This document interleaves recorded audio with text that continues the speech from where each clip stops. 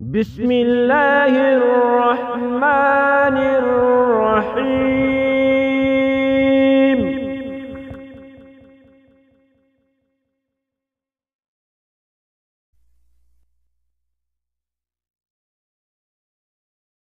يوصيكم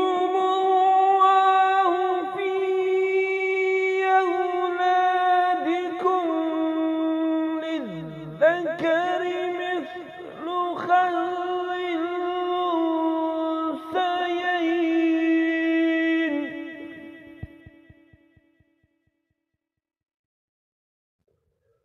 فإن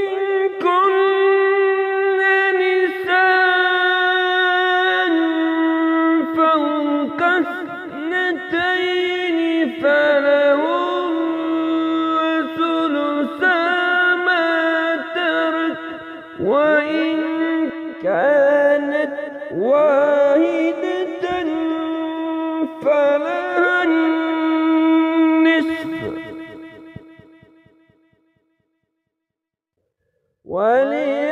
ولأبويه لكل واحد منهما السدس مما ترك، وإن كان له ولد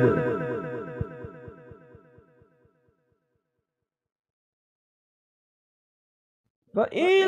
لم يكن له ولد وورثه أبواه ولأمه الثلث،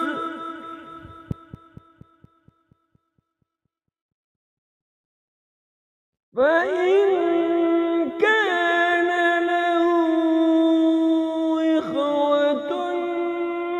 فلأمه السدس،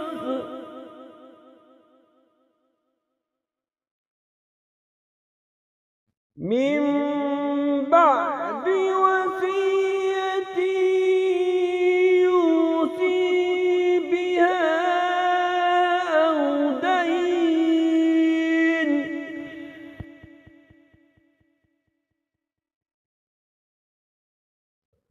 آباؤكم وأبناؤكم لا تدرون أيهم أقرب لكم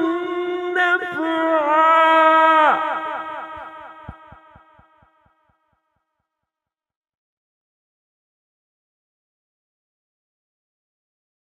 فريضة من الله،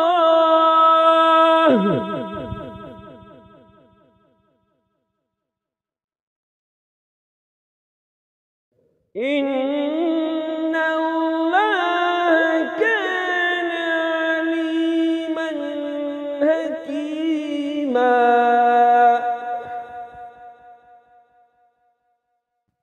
ولكم نصف ما ترك أزواجكم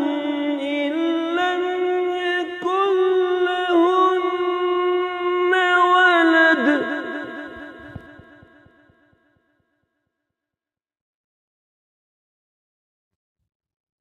فإن كان لهن ولد فلكم الربع مما تركن،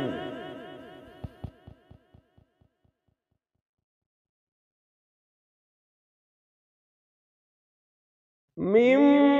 بعد وصية يوصين بها أو دين.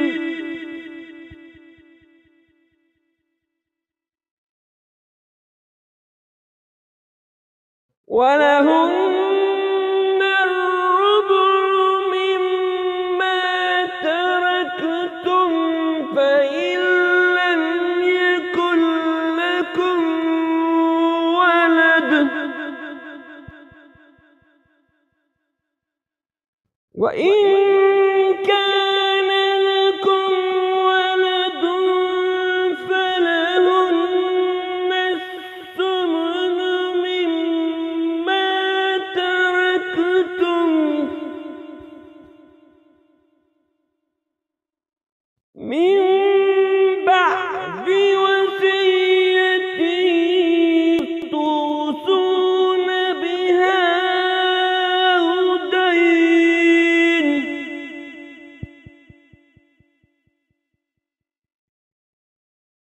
وإن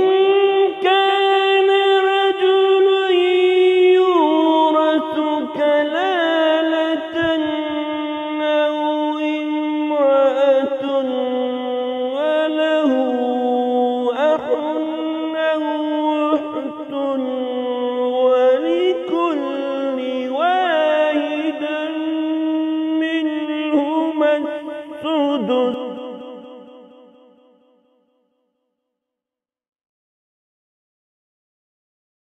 فإن كانوا أكثر من ذلك فهم شركاء في الثلث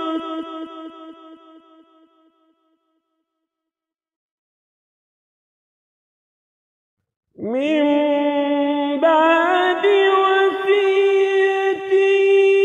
يوصى بها أو دين غير مضار وصية من الله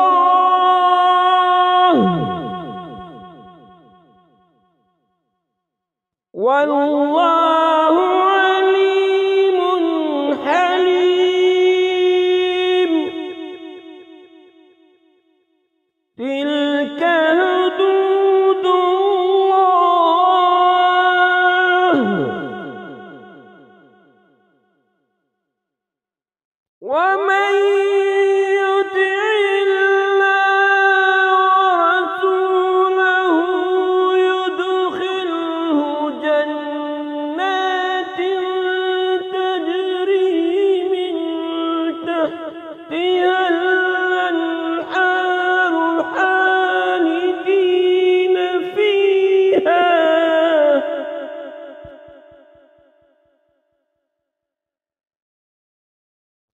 وذلك الفوز العظيم